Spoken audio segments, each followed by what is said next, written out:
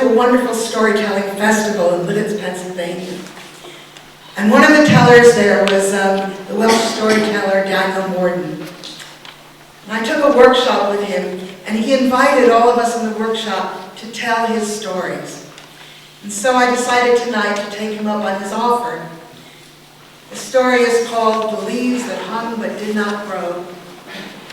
It was originally a Romany Welsh story that Daniel published in a lovely book of Romany stories from Wales. And I'm grateful to be able to tell it to you tonight. There once was a weeping house. Everyone in that house cried without cease. The dog sat in the garden and cried. The master of the house sat in his studio and cried. His son sat at the edge of his bed upstairs and cried. He cried because of a misfortune that had happened to him that he couldn't remember.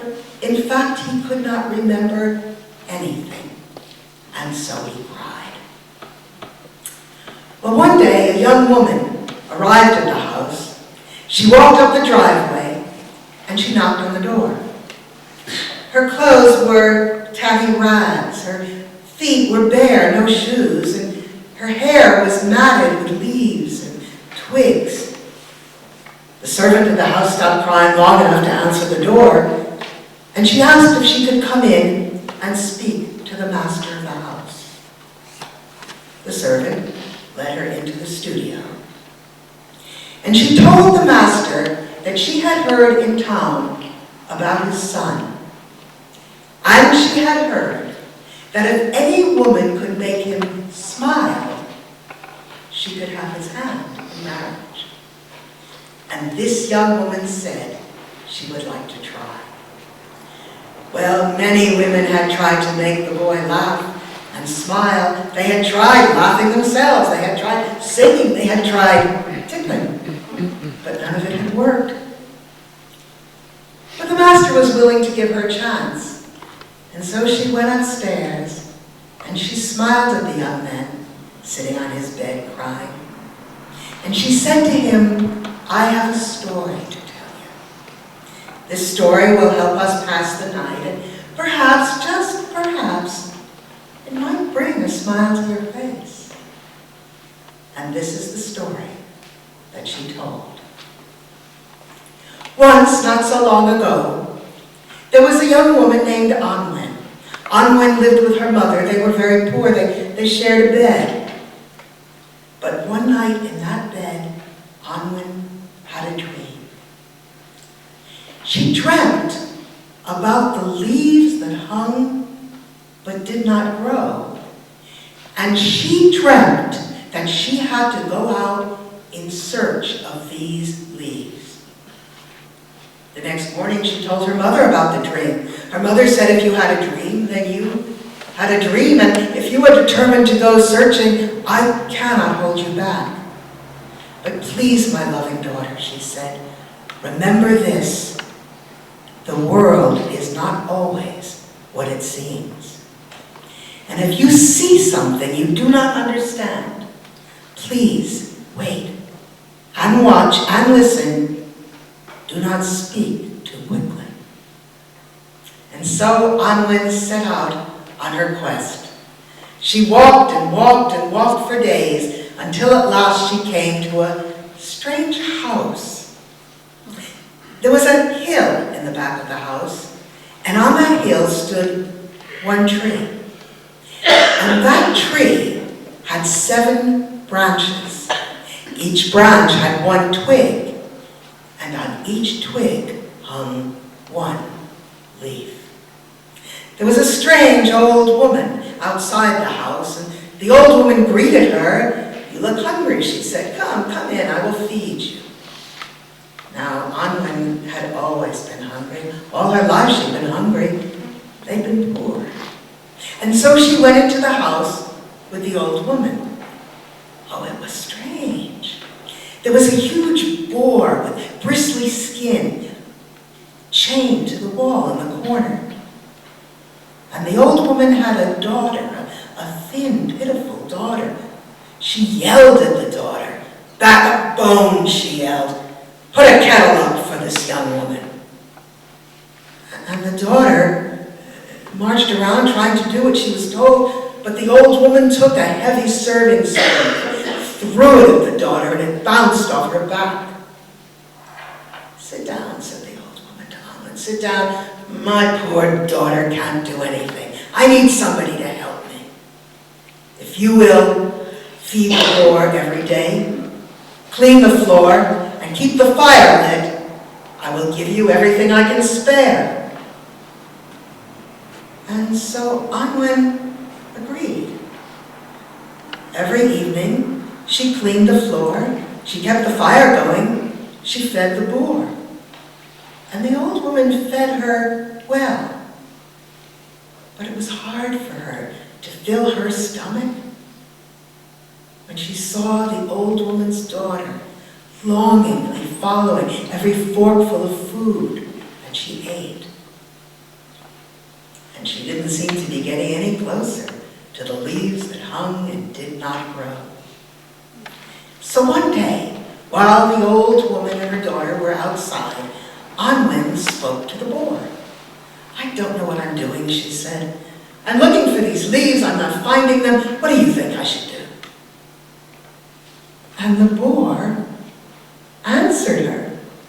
"You spoke to me," it said. "I thought this was not going to happen. Because you spoke to me, I can speak to you.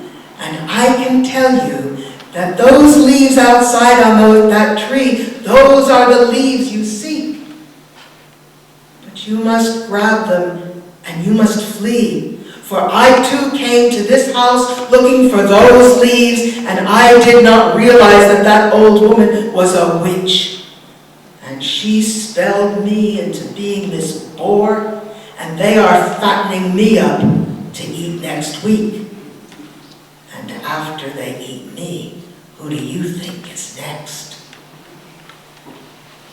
Well, the girl went outside that evening. The boar went with her. She pulled down each of the 7 leaves, and she took the first leaf, and she touched the boar.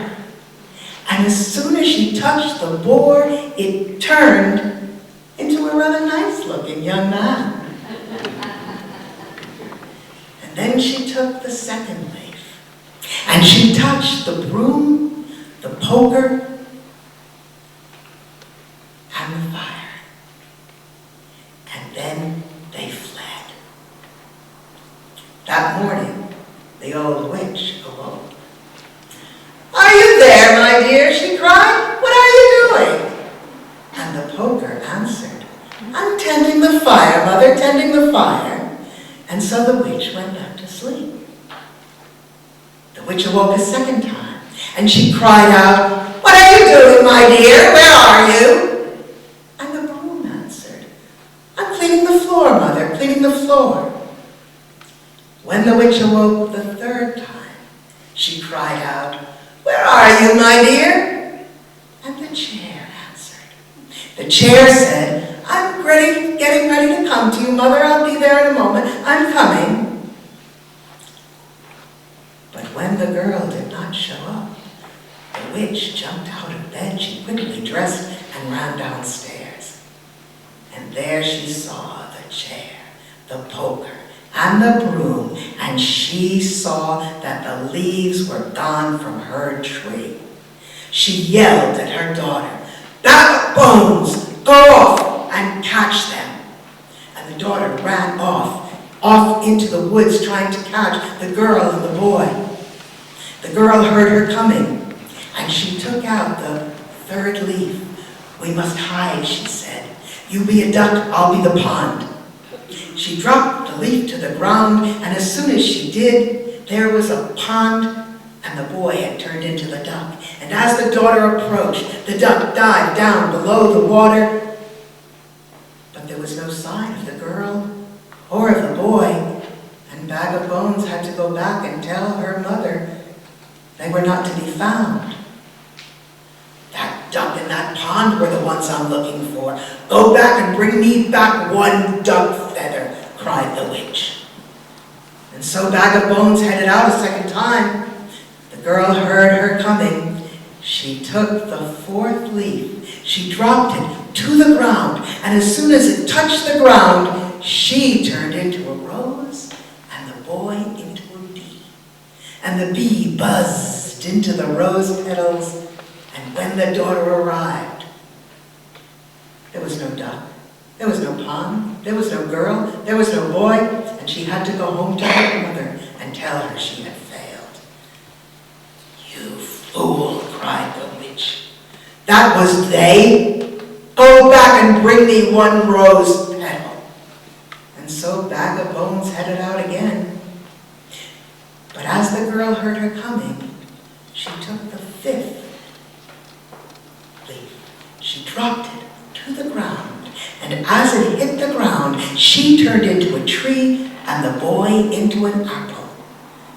And when Bag of Bones showed up, there was nothing for her to take back to her mother, she thought.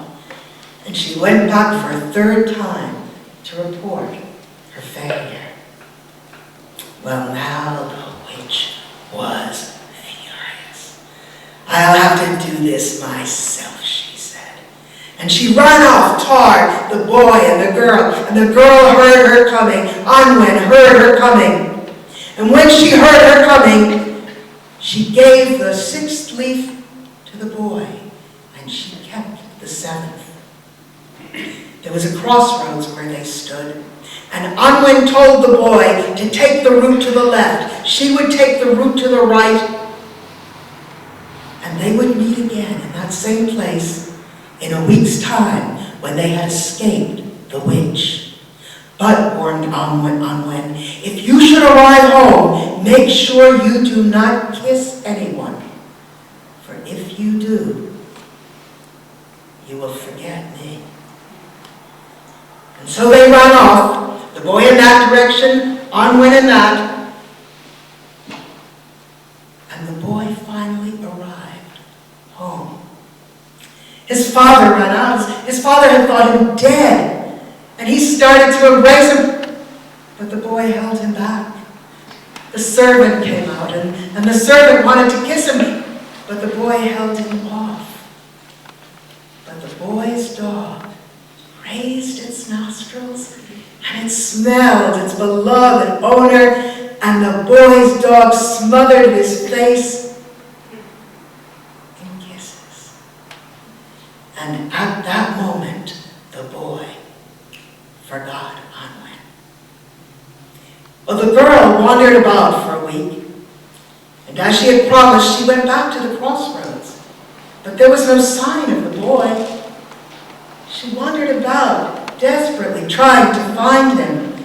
Her clothes grew tattered, her hair was matted with leaves and twigs. And finally, she reached a town. An old man there took pity on her. He took her in, he fed her good tea and bread. And he told her the story of the boy in the wealthy house who couldn't stop crying. And he told her that if any woman could make him smile, she might marry him if she chose. And so the girl went off toward that house. And that, she said, is my story. And the boy looked at her in amazement, and a smile spread across his face. And he opened the fist that he had held curled.